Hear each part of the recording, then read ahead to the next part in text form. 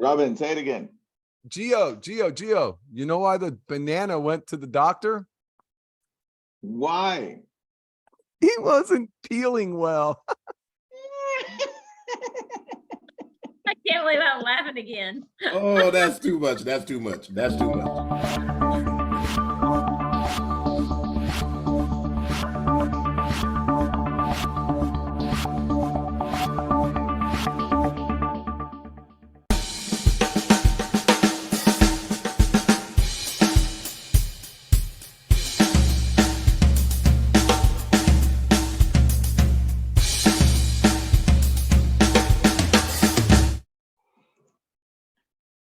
All right. Good morning.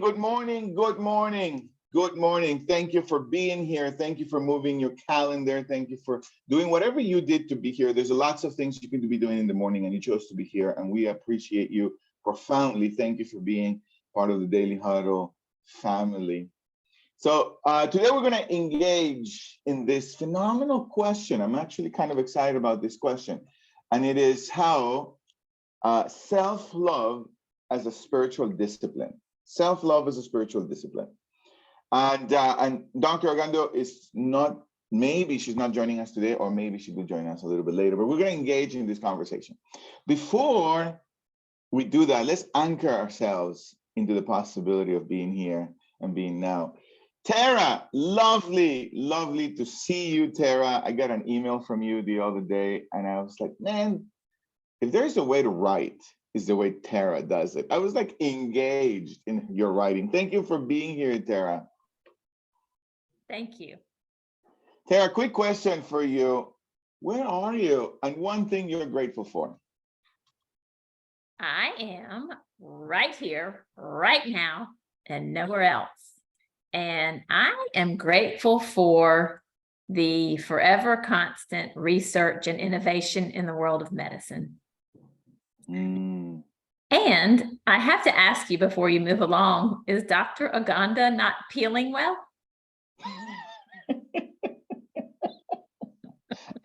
I love that. Yeah, I guess she's not feeling well. Recording in progress. I love that. She might not be, I don't know. I have a feeling she's going to pop up in any minute. Cool. Robin, great to see you. Great to see you on Thursdays, man. You know, most people don't know at this point, but Robin was our host on Thursday for Spiritual Matters, and I love hanging out with this dude. Robin, quick question. One person you're going to hug today, and how are you? Brother, I have 3 people I've already hugged. My beautiful dog. I have this big, huge husky dog, and she's a big hugger. So my wife this morning, and you know, I said last week, all you guys, and if I could, maybe in August, I'll be there with you and I'll hug all you guys. But I'm going to hug a pressure washer because my pool deck needs some cleaning, and I got my pressure washer working this morning. And what was the second part? How am I? Yeah, how are you? Oh, man, I am exactly how I say I am. And today I'm fired up. I am energized, and I am ready to tackle everything in front of me. Awesome. Thank you, Robin. Thank you. We're happy you have a pool. It's going to be kind of hot today. I got to go and get that plant-based hamburger we talked about a while ago. Okay, so self-love as a spiritual discipline. Let's engage a little bit with this question. I'd love to hear from you guys. How do you reckon with the possibility of self-love and as a spiritual discipline? So I'll say what is present for me, and then I'd love to hear from you guys. What's present for you?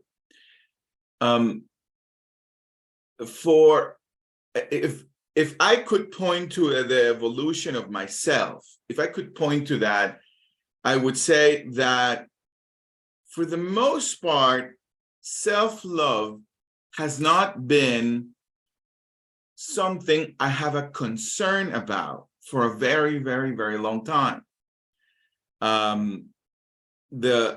My upbringing, if you will, was mostly about how are you going to serve others? If there is any growth for you, Giovanni, that was kind of my upbringing. If there was any growth for you, is so that you can be of service to society, so that you can leave a legacy to the world. And I grew up with the influence of my grandmother, and she had lost her mother when she was a baby. So she kind of was she was kind of a space for people to be loved. She was a mother for a lot of people. And whenever I would get sick, since I grew up with her, whenever I would get sick, and I would say, Grandma, I don't feel well. I don't think I should go to school today. I have a fever. And she would say, if you die today, at least you learned something on your last day. Go to school, So that was the kind of the space that she was, And she was graceful, and she was never violent in any way. Her love was her force, but those were the kind of comments that would come out of her mouth. Then she would say, don't pay so much attention on how you feel today. Pay a lot of attention on what you're learning today. And so most of my upbringing was in this context of learning, growing, being of service, right? And because we were rather a big family with lots of friends, there was always this context of feed the people that come to your house. Never mind, we will always have food for ourselves. Feed people that come to the house. Feed people here. And so it was always about others. And so what I appreciated about that context, about growing that way, was that I didn't have a concern on myself that much. I wasn't concerned whether I looked good. I wasn't concerned so much on whether I had a good morning or a bad morning or a good afternoon. I wasn't concerned so much on myself. And over the years, as it was the evolution of myself, I've noticed that maybe there's no escape in suffering. That's one of the things I always like to say.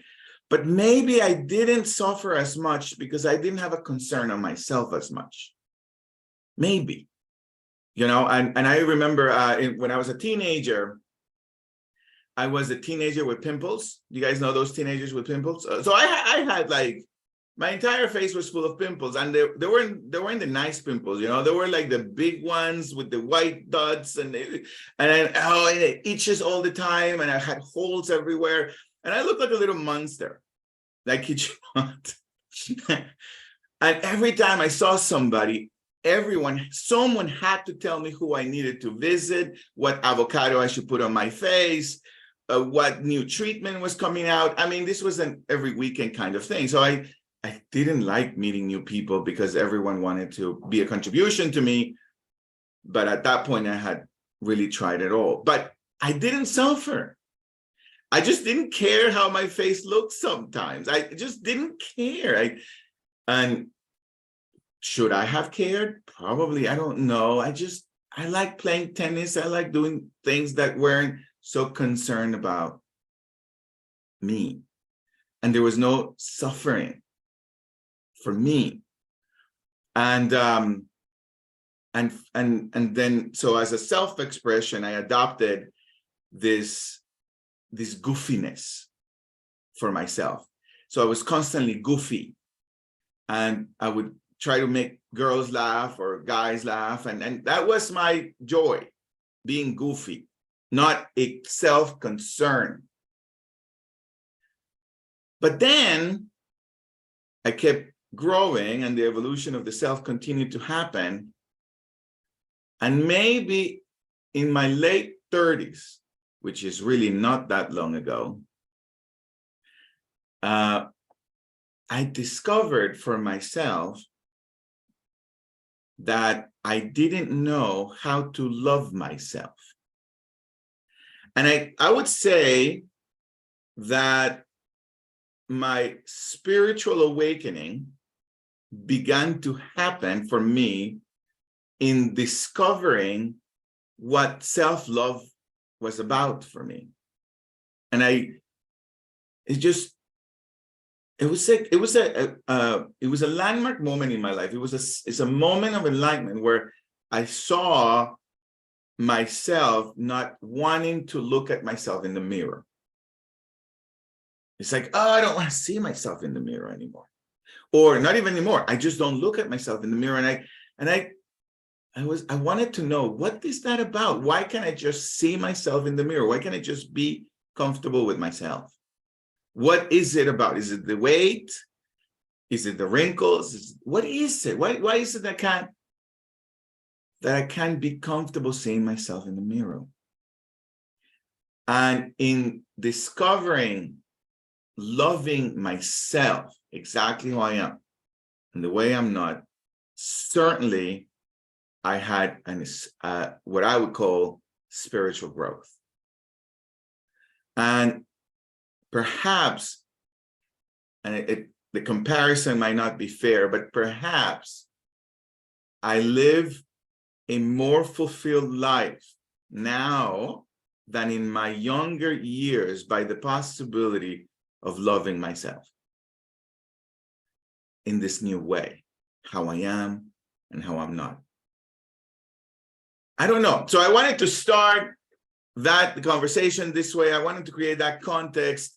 And I love to hear from some of you. What are you seeing? What comes up for you when you look at self-love as a spiritual discipline, or anything? Any comments, questions?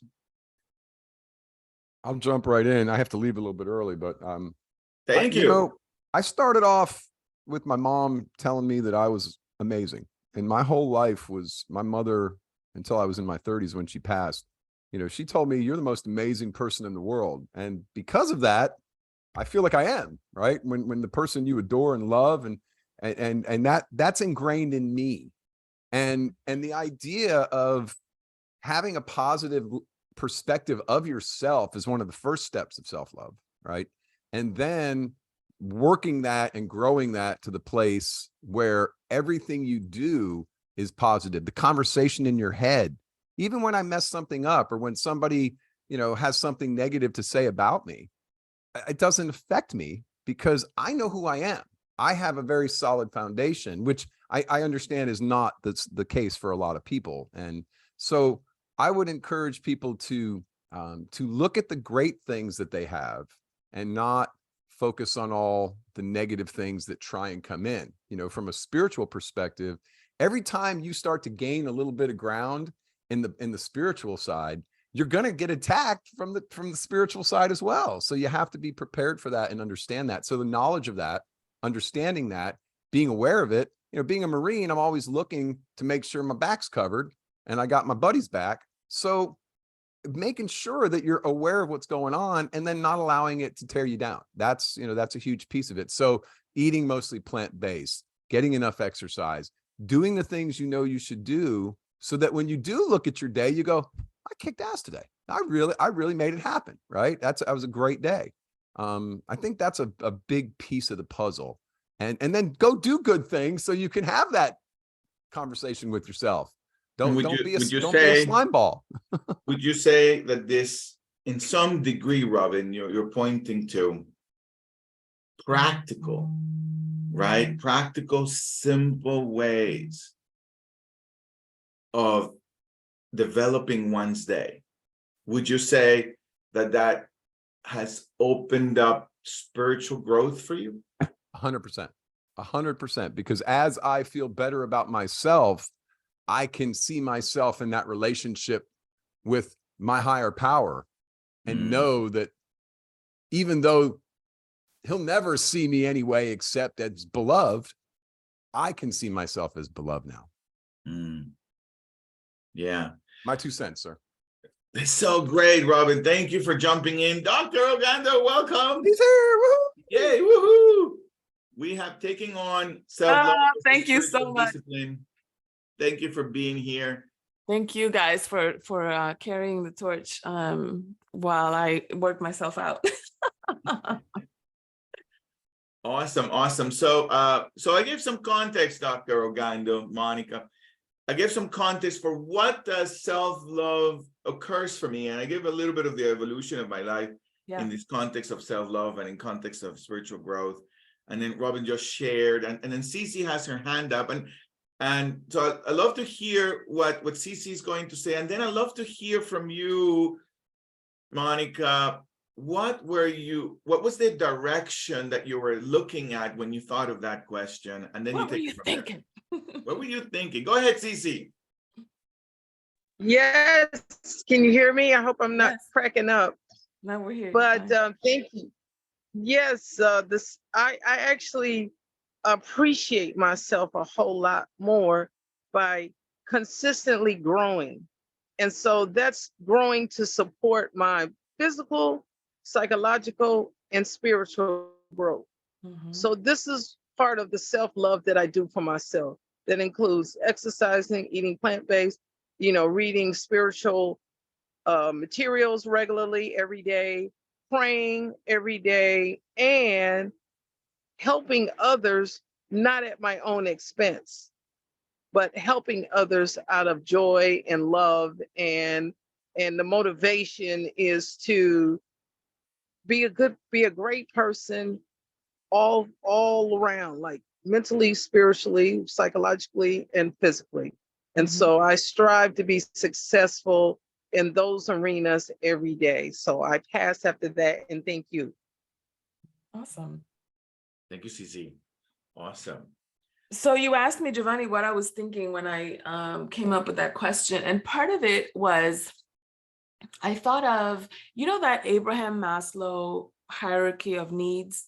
It starts out with the physiological and then emotional and so forth. And at the tippity top of that pyramid is your purpose and your meaning, right? But your purpose and your meaning, you don't really have access to explore that until and unless those lower needs have been met. And a lot of times, especially when we're little, those needs are met by other people. Physiological needs are met by, your caregivers, mom, dad, et cetera, and emotional needs in terms of connections and relationships and so forth. And so, but when you're an adult, how do you take care of all of that? How do you take care that your hierarchy of needs are being met so that you can be available for that purpose or for the meaning of your life and so forth? And so I started thinking about how we do that for ourselves, the ways in which we have been parented when we were little. We still do that for ourselves when we're adults. And do we do it to the same degree? Do we do it with the same level of excellence or with the same level of care? Or perhaps if we did not experience excellence and care, do we overcompensate for that when we're adults, indulging in maybe codependent relationships to make up for neglect when we were little and so forth? And so self-love sometimes shows up in this modern world like indulgence.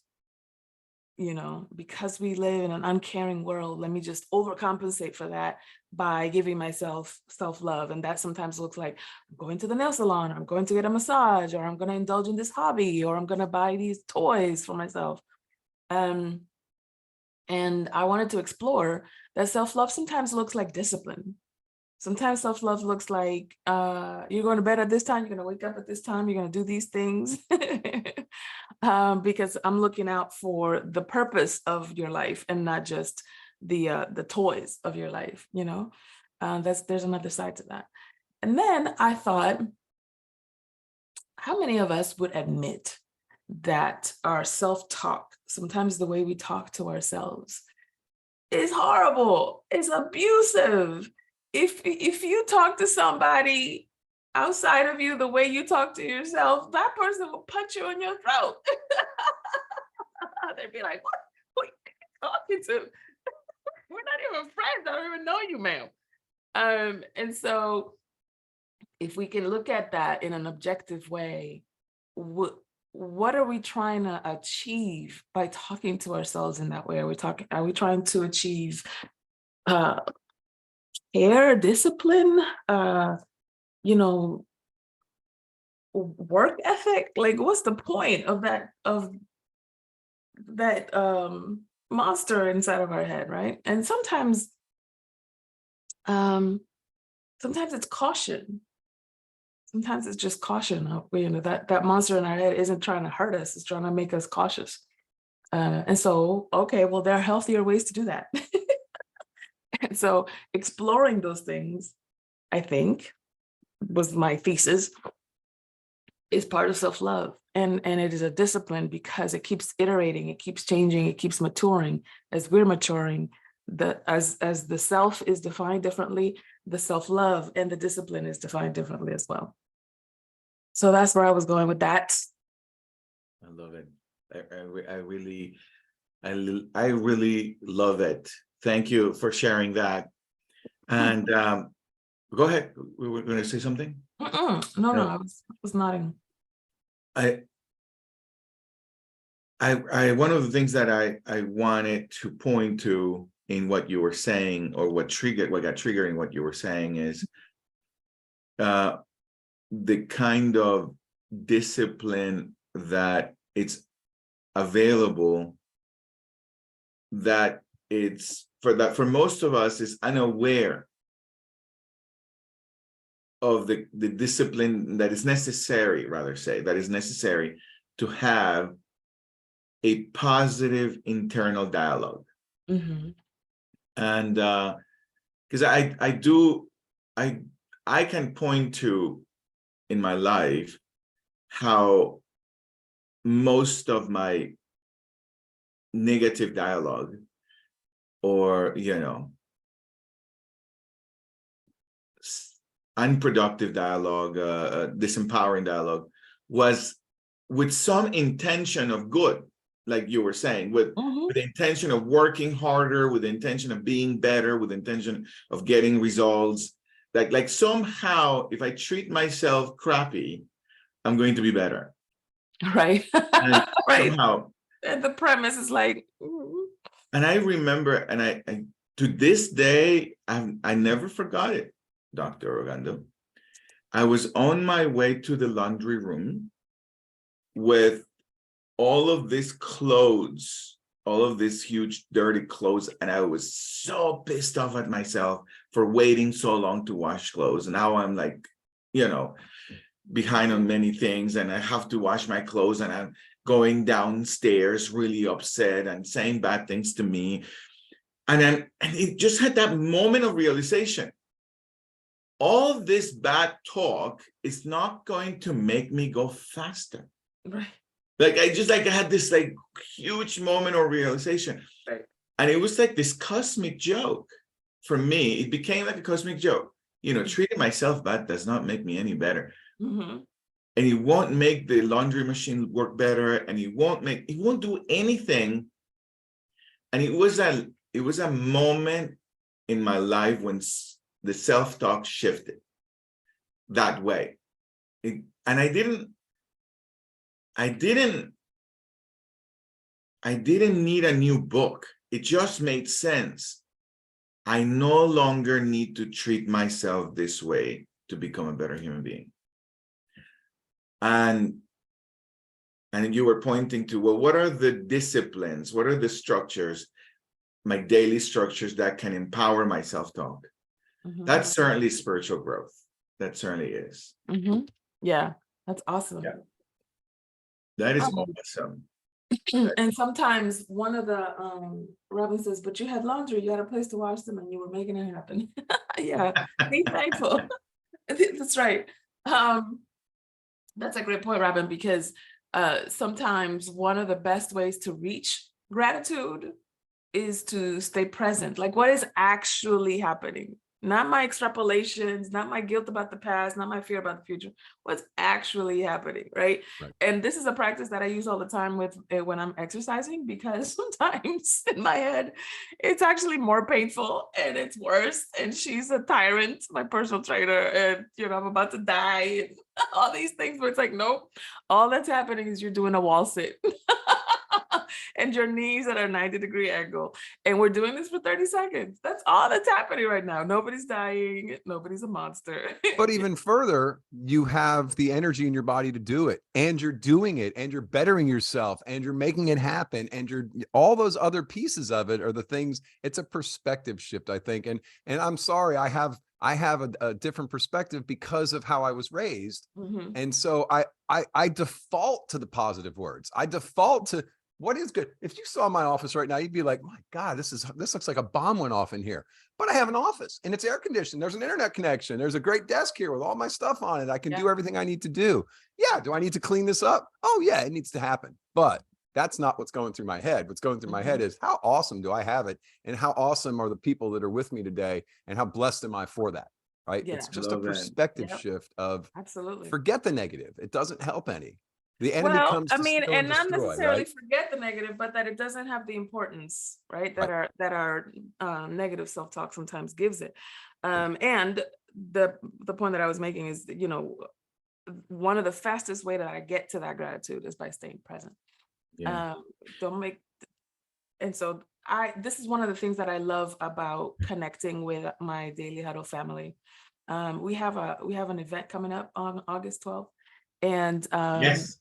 one of the things that I love about connecting with our Daily Huddle family, like these kinds of discussions, this kind of going back and forth and stuff, it's fun when it's on Zoom. It's fun when it's within like a half an hour episode, just like we had the episodic, sitcoms in the 80s and 90s. I don't know if we still do sitcoms nowadays because I don't watch TV, but we're going to have a whole day instead of just a half an hour. August 12th, the dailyhuddleevent.com is coming. And you can get yourself a ticket for less than the price of lunch in Atlanta. And Tara's going to be there. I'm going to be there. Giovanni's going to be there. Our hosts, you're going to see all of our hosts in the Daily Huddle and be able to network with. Even Chase is going to be there. Chase is going to be there. It's coming from New York. So Peter, you got to be there. Viotays are Pita, gonna you be got to there. come. Ron, Stan, Molly, we would love to see you again. Yay! The So, link is in the chat. Please go ahead Yes. and register now, not later. Just go ahead and register now. If you're on Facebook, the link is in the chat. Go ahead and register now. mhm. Go ahead, Monikah. thedailyhuddleevent.com. And we look forward to seeing you, of course. Thank you so much for being graceful enough to start our episode today, Giovanni. Thank you so much for covering, having my back while I got myself together. And I appreciate this conversation about self-love. Remember, of course, love always, give of yourself, laugh, stress less, eat more plant-based, move your body, sleep at least 7 hours. And then, of course, check yourself before you wreck yourself. Always audit your assumptions. Thank you, everybody. Have a great rest of your day. Gio, I have something to share. Don't go away. All right.